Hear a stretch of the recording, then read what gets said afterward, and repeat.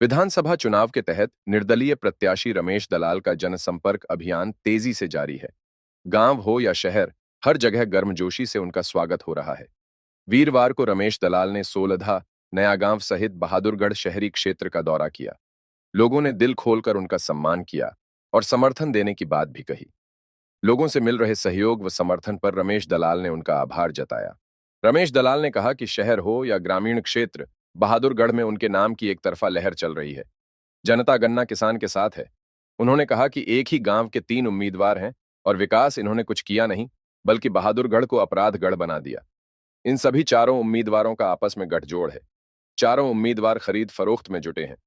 ये चुनाव बिकाऊ और टिकाऊ के बीच है। बहादुरगढ़ की जनता बिकाऊ नहीं, टिकाऊ है।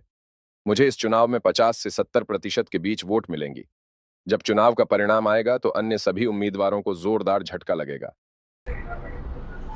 बहादुरगढ़ में एक तरफा लहर चल रही है। ग्रामीण हो या शहरी क्षेत्र, टोटल वोट का 50 से 70% रमेश दलाल को मिलेगा। टोटल वोट का, क्योंकि एक गांव के 3 खड़े, विकास के नाम पे कभी किया नहीं। अभी मैं खड़ा हूं सोलदे में कूड़ा करकट की जगह बनाई। सोलदे का विकास कैसे होगा? ये बहादुरगढ़ में कोई विकास के नाम पे कुछ नहीं किया और अपराधियों का गढ़ बना दिया बहादुरगढ़। अपराध मुक्त, एक सुप्रीम कोर्ट का वकील जिसका बेटा जज हो वही अपराध मुक्त करवा सकता है, नहीं तो इनका आपस में गठजोड़ है। और चारों उम्मीदवार खरीद फोख्त में लगे हैं।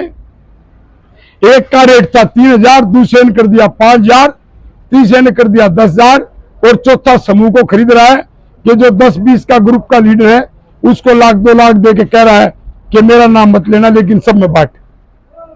तो ये चुनाव है बिकाऊ और टिकाऊ के बीच।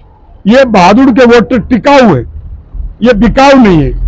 इसलिए मुझे पूरा भरोसा है कि रमेश दलाल को टोटल वोट का 50 से 70% अकेले को मिलेंगी और बहुत बड़ा करंट अब की बार सारे उम्मीदवारों को लगने वाला।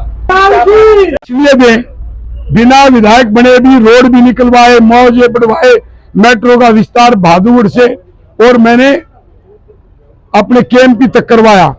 जो मेट्रो है नजफगढ़ वाली दासा स्टैंड से, उसका विस्तार मैं बहादुरगढ़ तक करवाऊंगा, मेट्रो का भी। तो इसलिए एक ग्रेटर बहादुरगढ़ का नक्शा, जैसे सोलदा गांव में मैं खड़ा हूं, इसके बाहर बहादुरगढ़ के और चारों तरफ, उधर बामरोली, सरेड़ी, इधर आप लवारेड़ी, आउटर रिंग रोड बनवा के इसका 8 जोन का नक्शा बनवा के बहादुरगढ़ को गुड़गांव से आगे लेके सिर्फ रमेश दलाल जा सकता है। इसलिए रमेश दलाल को लोग वोट डालेंगे। हमारी अनाज मंडी 35-40 साल पहले बहादुरगढ़ खत्म कर दी, उन व्यापारियों के लिए कुछ नहीं किया।